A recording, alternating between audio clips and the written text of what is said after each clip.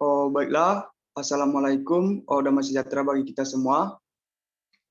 Puji dan syukur kita panjatkan kepada Tuhan Yang Maha Esa atas rahmatnya sehingga kita dapat berkumpul atau melakukan kegiatan kita pada kali ini. Baiklah, sebelumnya pertama-tama yang saya hormati Ibu Ners Lola Despitasari MKEP sebagai pembimbing acara kita kali ini. Yang saya hormati juga Bapak Ibu yang sudah mengikuti acara ini dan rekan-rekan sekalian. Baiklah, untuk acara kita kali ini kami sebagai tim mengangkat tema tentang pencegahan stroke. Nah, baiklah sebelum kita mulai, alangkah baiknya saya memperkenalkan dulu anggota dari tim kami. Baiklah, yang pertama di sini ada moderator yaitu saya sendiri, Ricarson, kemudian ada penyaji yaitu Muncika Charlie dan Risti Oktaviani. Kemudian ada observer Ulfa Huria, kemudian fasilitator ada Husni Herni, Enda Permatasari, Busra Wisa, Mitra Suci Ramadhani, kemudian Rada Evlionita, Indri Aprilia, kemudian Anggi Sahendra. Nah, sebelum kita lanjut, di sini saya menguraikan dulu terlebih dahulu tugas dari masing-masing yang sudah saya sebutkan tadi. Untuk moderator di sini ada tugasnya bertanggung jawab dalam kelancaran diskusi pada penyuluhan, kemudian memperkenalkan anggota kelompok dan pembimbing, kemudian menyepakati bahasa yang akan digunakan selama penyuluhan dengan audiens, kemudian menyampaikan kontrak waktu, kemudian merangkum semua audiens sesuai kontrak, kemudian mengarahkan diskusi pada hal yang terkait pada tujuan diskusi, kemudian menganalisis penyajian. Kemudian untuk tugas penyaji di sini ada tugasnya yaitu pertama bertanggung jawab memberikan penyuluhan, kemudian memahami topik penyuluhan, kemudian mengeksplor pengetahuan audiens tentang batu efektif, kemudian tentang stroke, kemudian menjelaskan dan mendemonstrasikan teknik yang digunakan pada pencegahan stroke, kemudian memberikan responsmen positif atas partisipasi aktif audiens. Kemudian untuk tugas fasilitator di sini ada tugasnya yaitu menjalankan absensi audiens dan mengawasi langsung pengisian di awal acara, kemudian memperhatikan presentasi dari penyaji dan memberi kode pada moderator jika ada ketidaksesuaian dengan dibantu oleh observer, kemudian memotivasi peserta untuk aktif berperan dalam diskusi. Kemudian membagikan leaflet di akhir acara. Kemudian untuk observer, di sini ada tugasnya yaitu mengoreksi kesesuaian penyuluhan dengan jadwal dan target. Kemudian mengamati jalannya kegiatan penyuluhan dan memberikan laporan evaluasi penyuluhan dengan merujuk ke SAP. Baiklah, itu beberapa uraian tugas dari yang saya sampaikan. Nah, sebelum kita lanjut, Bapak dan Ibu, di sini pada acara kita kali ini kita sepakati terlebih dahulu waktu dan bahasa yang akan kita gunakan. Nah, mungkin untuk waktunya di sini kita ada 3 sesi, di mana yaitu ada sesi pertama itu pembukaan, kemudian sesi kedua kegiatan, dan sesi ketiga itu penutup. Nah, mungkin untuk sesi pembukaan kurang lebih 5 menit, untuk kegiatan kurang lebih 15 menit, dan untuk penutup 15 kurang lebih 15 menit. Nah, untuk bahasa yang kita gunakan mungkin kita akan menggunakan bahasa Indonesia supaya kegiatan kita berjalan dengan baik. Apakah Bapak dan Ibu setuju? Setuju. Nah, baik, sebelum kita lanjut, ini saya ingin bertanya kepada Bapak dan Ibu yang sudah hadir di acara kita kali ini. Apakah Bapak dan Ibu sudah pernah mendengar kata stroke atau ada keluarganya yang sudah mengalami stroke? Sudah. Bagus sekali ya, Ibu. Baiklah, mungkin untuk lebih lengkapnya, mungkin untuk acara kita atau materi akan dijelaskan oleh rekan saya. Kepada Muncika Charlie, kami persilakan.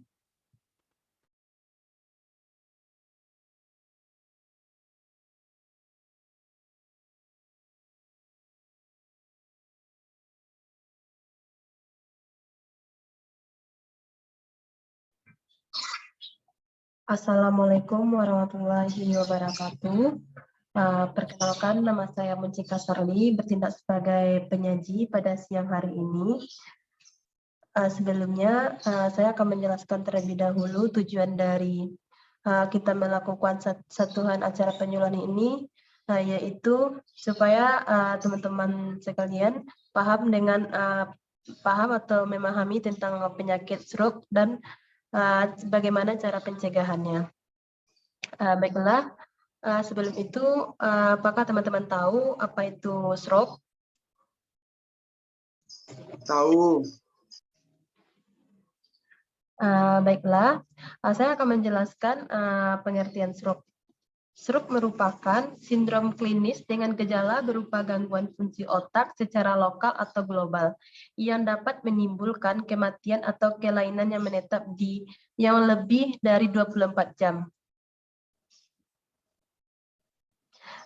Baik teman-teman, di sini ada klasifikasi dari stroke tersebut. Stroke yang mana stroke terdiri dari dua, yaitu stroke hemoragik, yang mana stroke hemoragik ini pendarahan intracerebral dan pendarahan extracerebral atau subarachnoid. Yang kedua, stroke non-hemoragik, yaitu stroke ischemic atau infra, di mana transit ischemic atau TIA. Selanjutnya, reversible ischemic neurology deficit. Selanjutnya, stroke involution. Yang selanjutnya, complete stroke. Baik, teman-teman. Apakah teman-teman tahu tanda dan gejala dari penyakit stroke ini? Belum, Bu. Belum, Bu. Baik. Baiklah, saya akan menjelaskan tanda dan gejalanya. Yang pertama itu hemidefisit motorik, dan kedua hemidefisit sensorik. Selanjutnya penurunan kesadaran. Selanjutnya kelumpuhan nervus facialis 7 dan hypoglosus yang bersifat sentral. Selanjutnya gangguan fungsi luhur seperti kesulitan berbahasa atau afeksia dan gangguan fungsi intelektual atau demensia. Selanjutnya buta separuh lapangan pandang atau disebut juga dengan hemianopsia. Selanjutnya defisit batang otak. Baiklah teman-teman sekalian, di sini ada faktor risiko yang berpengaruh terhadap penyakit stroke. Yang pertama itu faktor risikonya yang tidak dapat dimodifikasi seperti usia, ras atau bangsa, selanjutnya hereditas.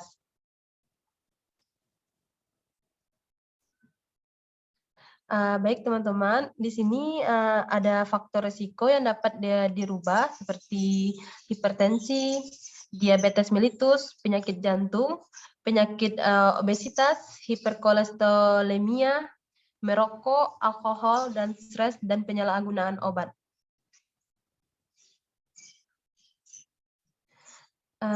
Baik, sebelum itu teman-teman, saya mau bertanya, apakah teman-teman tahu bagaimana cara pencegahan stroke? Belum, Bu. Belum, Bu. Baik.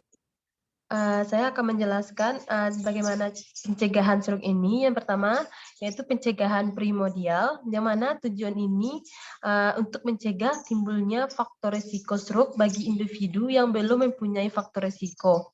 Yaitu pencegahan primordial dapat dilakukan dengan cara melakukan promosi kesehatan, seperti berkampanye tentang bahaya rokok terhadap stroke dengan membuat selembaran atau poster yang dapat menarik perhatian masyarakat sekitar. Selain itu, promosi kesehatan lainnya yang dapat dilakukan adalah program pendidikan kesehatan masyarakat dengan memberikan informasi tentang penyakit stroke melalui ceramah, media cetak, media elektronik, dan billboard. Selanjutnya, pencegahan yang kedua yaitu ada pencegahan primer, yang mana pencegahan primer ini adalah mengurangi timbulnya faktor risiko stroke bagi individu yang mempunyai faktor risiko dengan cara melaksanakan gaya hidup sehat bebas stroke, antara lain yang pertama menghindari rokok, stres, alkohol, kegemukan, konsumsi garam yang berlebihan, obat-obatan, golongan amfetamin atau kokain dan sejenisnya. Selanjutnya mengurangi kolesterol dan lemak dalam makanan. Yang ketiga mengendalikan hipertensi, DM, penyakit jantung, misalnya fibrilisasi atrium, infarkt mikroad akut, dan penyakit jantung reumatik dan penyakit vaskular aterotik lainnya. Selanjutnya menganjurkan konsumsi gizi yang seimbang seperti makan banyak sayuran, buah-buahan, terutama ikan, salam, dan tuna. minimalkan junk food, dan beralih pada makanan tradisional yang rendah lemak dan gula, dan serelia dan susu rendah lemak, serta dianjurkan berolahraga secara teratur.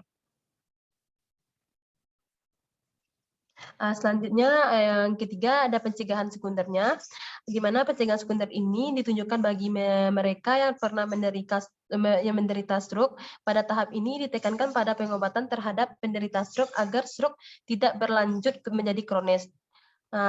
Tindakan yang dapat dilakukan adalah seperti obat-obat yang digunakan seperti acetosal, asam asetil salisylat yang digunakan sebagai obat antiagregasi atau trombosit pilihan pertama dengan dosis berkisar antara 80 sampai 320 mg atau per hari, antigulan atau oral yang diberikan pada penderita dengan faktor risiko penyakit jantung seperti fibrilasi atrium, infark miokard akut, kelainan katup, dan kondisi koagulatif pada lainnya. Yang lain. Selanjutnya, clopidogrel dengan dosis 1 kali 75 mg merupakan pilihan obat antiagregasi trombosit kedua yang diberikan bila pasiennya tidak tahan atau mempunyai kontraindikasi terhadap acetosal atau aspirin. Selanjutnya, modifikasi gaya hidup dan faktor risiko stroke, misalnya mengkonsumsi obat antihipertensi yang sesuai pada penderita hipertensi, yang mengkonsumsi obat hipoglikemik pada penderita diabetes, diet rendah lemak, dan mengkonsumsi obat antidislipidemia pada penderita dispenia, berhenti merokok, berhenti mengkonsumsi alkohol, dan hindari kelebihan berat badan dan kurang gerak.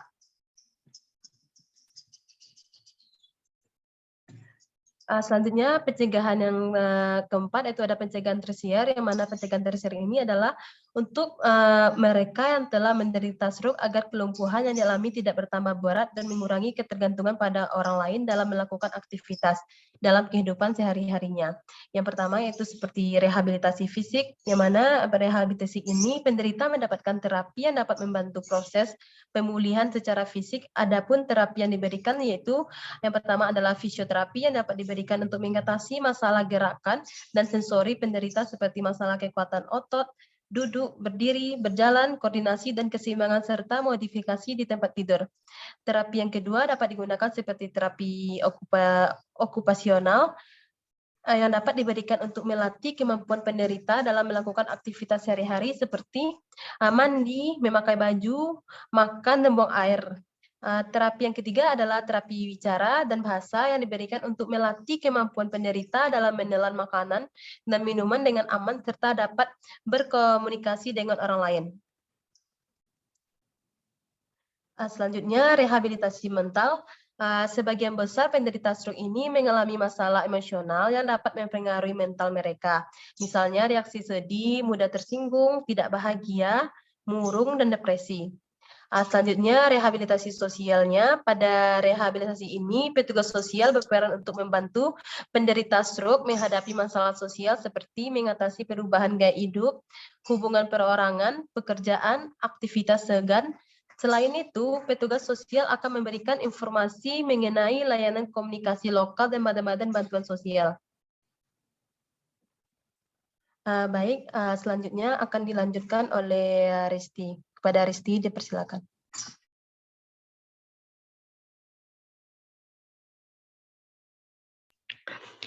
Baiklah, saya Risti Oktaviani akan melanjutkan materi yang telah disampaikan Mencika Serli tadi. Baiklah, sebelumnya apakah Ibu dan Bapak mengerti apa itu room? Belum, Ibu. Baiklah, di sini saya akan menjelaskan pengertian room. Room adalah latihan gerakan sendi yang memungkinkan terjadinya kontraksi dan pergerakan otot, di mana kalian menggerakkan masing-masing persendiannya sesuai gerakan normal baik secara aktif maupun pasif. Baiklah, apakah sebelumnya tujuan dari room, apakah Ibu dan Bapak mengerti apa tujuan dari room tersebut? Belum, Bu. Baiklah, di sini saya akan menjelaskan tujuan dari room, yaitu pertama, memelihara dan mempertahankan kekuatan otot, Kedua, memelihara mobilitas persendian. Kemudian ketiga, menstimulasi persendian. Dan keempat, mencegah kontraktur sendi. Adapun indikasinya, sebelumnya apakah Bapak dan Ibu mengerti apa itu indikasi dari RUM? Pasien yang tidak bisa bangun. Ya, bagus sekali ya, Bu. Nah, baiklah, di sini saya akan membacakan indikasi RUM, yaitu pertama, pasien tidak baring lama. Kedua, pasien yang mengalami penurunan tingkat kesadaran. Kemudian, pasien yang dengan kasus fraktur. Dan pasien post-operasi yang kesadarannya belum pulih.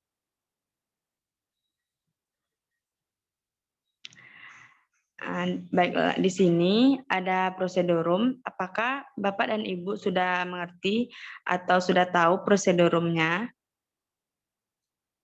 Belum, Ibu. Baiklah, di sini saya akan menjelaskan dan prosedur RUM. Pertama itu leher, spina, dan servikal. Pertama itu fleksi, menggerakkan dagu menempel ke dada, rentang 45 derajat. Kemudian ekstensi, mengembalikan kepala ke posisi tegak, rentang 45 derajat. Kemudian hiperekstensi, kemudian itu menekuk kepala ke belakang sejauh mungkin, rentang 40-45 derajat. Fleksi lateral, memiringkan kepala sejauh mungkin ke arah setiap bahu, rentang 40-45 derajat. Kemudian rotasi, yaitu memutar kepala sejauh mungkin dalam gerakan sirkuler rentang 180 derajat.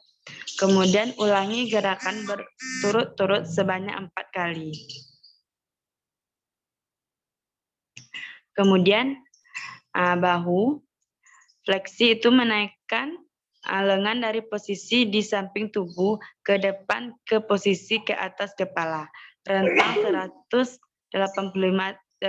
derajat. Kemudian ekstensi, mengembalikan lengan ke posisi di samping tubuh, rentang 180 derajat. Kemudian hiperekstensi, yaitu menggerakkan lengan ke belakang tubuh, siku tetap lurus, rentang 45-60 derajat. Kemudian abduksi, itu menaikkan lengan ke posisi samping di atas kepala dengan telapak tangan jauh dari kepala, rentang 180 derajat. Kemudian adduksi, menurunkan lengan ke samping dan menyilang tubuh sejauh mungkin, rentang 320 derajat. Kemudian rotasi dalam. Dengan siku fleksi, memutar bahu dengan menggerakkan lengan sampai ibu jari, menghadap ke dalam, ke belakang, rentan 90 derajat. Kemudian rotasi luar, dengan siku fleksi, menggerakkan lengan sampai ibu jari, ke atas dan ke samping kepala, rentang 90 derajat. Kemudian sirkumduksi, itu menggerakkan lengan dengan lingkaran penuh, rentang 360 derajat. Kemudian ulang gerakan berturut-turut sebanyak 4 kali. Kemudian siku.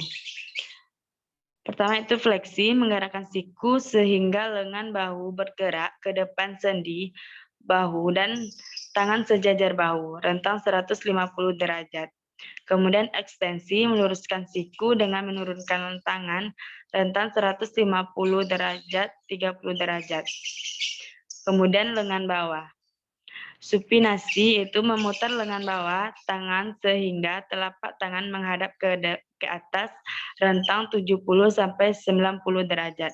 Kemudian pronasi, memutar lengan bawah sehingga telapak tangan menghadap bawah, rentang 70-95 derajat. Kemudian ulangi gerakan berturut-turut sebanyak 4 kali.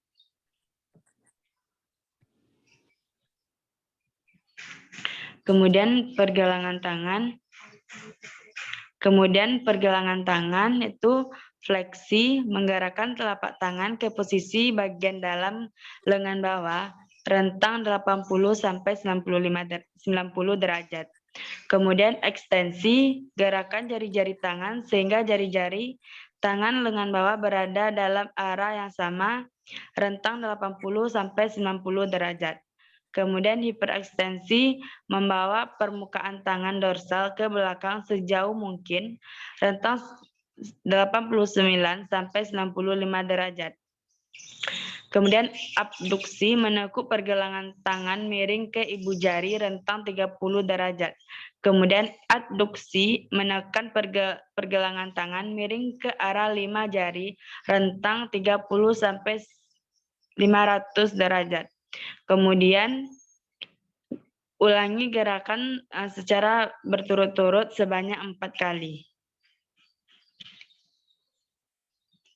Kemudian jari-jari tangan, pertama itu fleksi membuat genggaman rentang 90 derajat.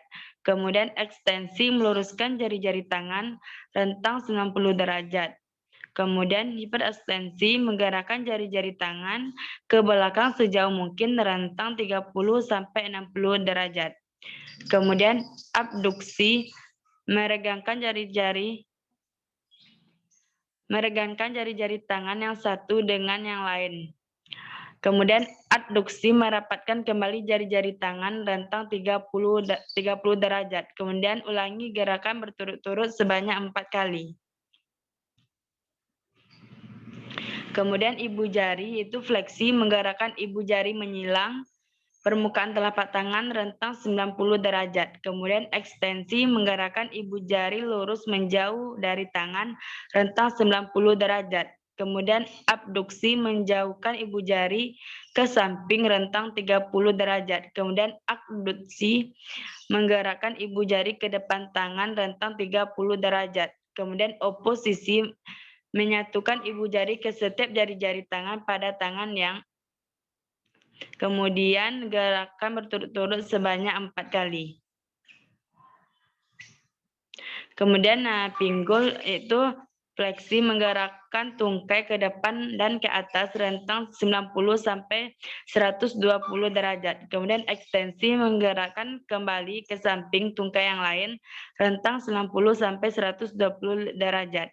Kemudian hiperekstensi menggerakkan tungkai ke belakang tubuh rentang 30 sampai 50 derajat. Kemudian abduksi menggerakkan tungkai ke samping menjauhi tubuh rentang 30 sampai 50 derajat. Kemudian adduksi menggerakkan tungkai kembali ke posisi media ke posisi semula dan melebihi jika mungkin rentang 30 sampai 50 derajat. Kemudian rotasi dalam memutar kaki dan tungkai ke arah tungkai lain rentang 90 derajat.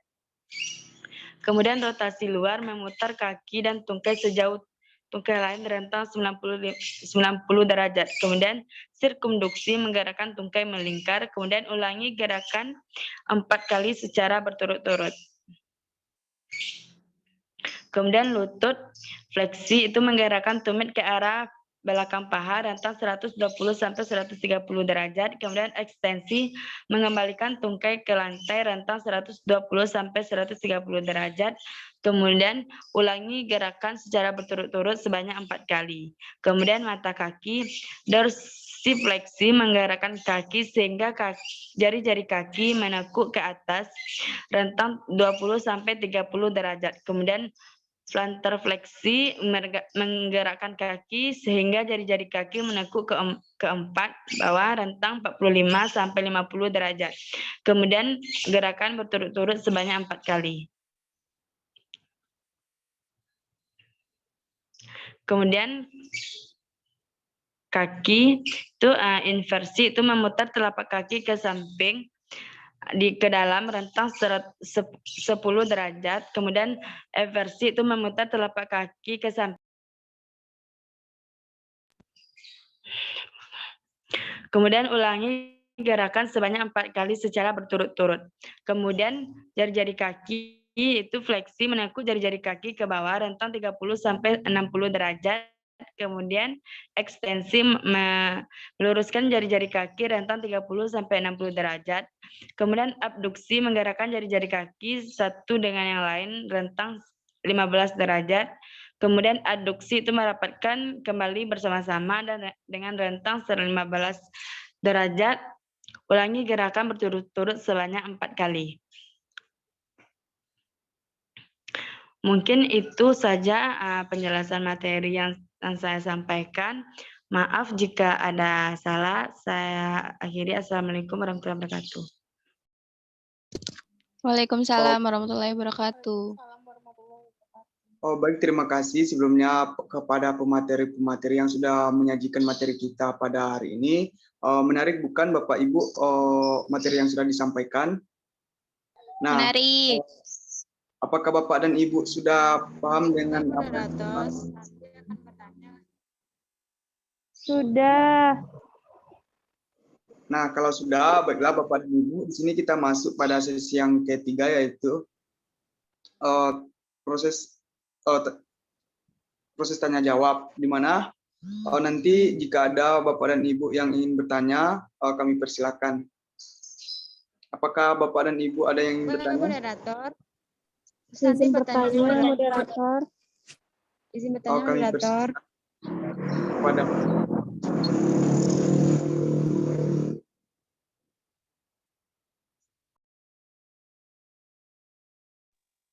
Kepada Marsha kami persilakan untuk bertanya.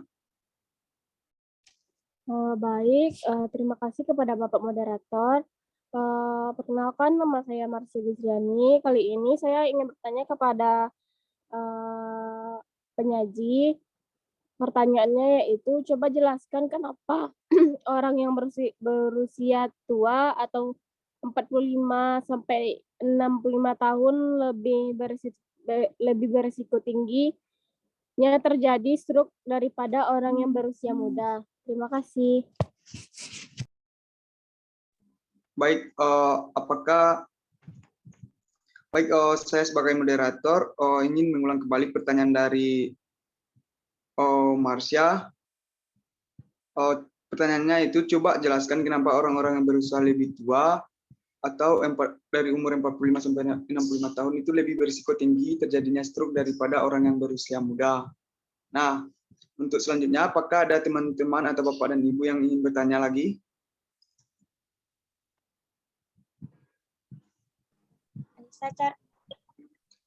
Kepada Anissa kami persilakan.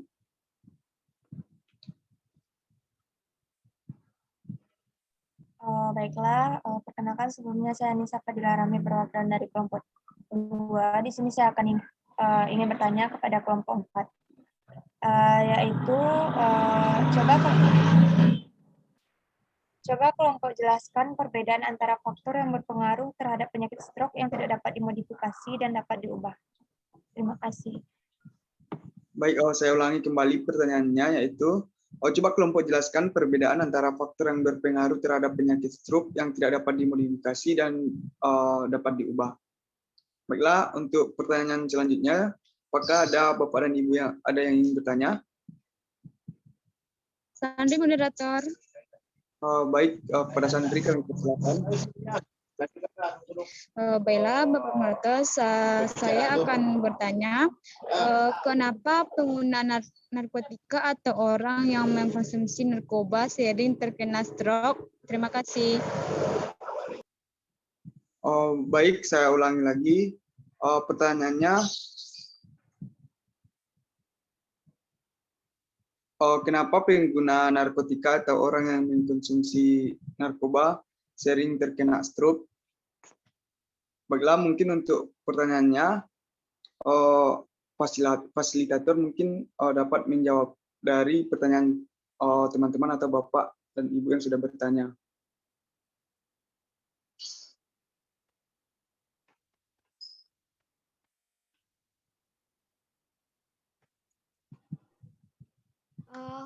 Husni, moderator. Baiklah, kepada Husni kami persilakan. Baiklah, saya Husni Herni. Di sini saya akan menjawab pertanyaan dari saudari Marsha Guzriani, yang mana pertanyaannya itu, coba jelaskan kenapa orang yang berusia lebih tua, yaitu 45 sampai 65 tahun, lebih berisiko tingginya terjadi stroke daripada orang yang berusia muda. Jawabannya, lansia itu lebih rentan mengalami stroke karena yaitu pertama itu dari gaya hidupnya, dari gaya hidup yang buruk sedari muda, contohnya punya kebiasaan merokok, malas olahraga atau tidak aktif bergerak, memiliki berat badan berlebihan atau konsumsi alkohol yang berlebihan. Lalu terdapat penyakit yang dapat meningkatkan risiko stroke seperti penyakit jantung, diabetes, kadar kolesterol yang tinggi, tekanan darah yang tinggi atau hipertensi, dan penyakit yang mempengaruhi peredaran darah dalam tubuh. Baiklah, itu jawaban dari saya. Sekian, terima kasih.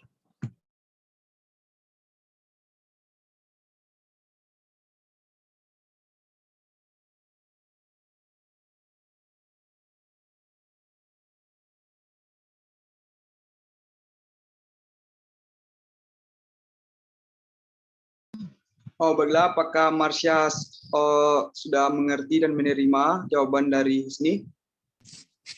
Sudah, moderator. Terima kasih kepada Ibu Husni atas jawabannya. Baiklah, mungkin untuk selanjutnya kita join ulang lagi Bapak dan Ibu, teman-teman sekalian, karena melihat waktu kita sebentar lagi. Mungkin kita join ulang lagi ya. Baik, moderator.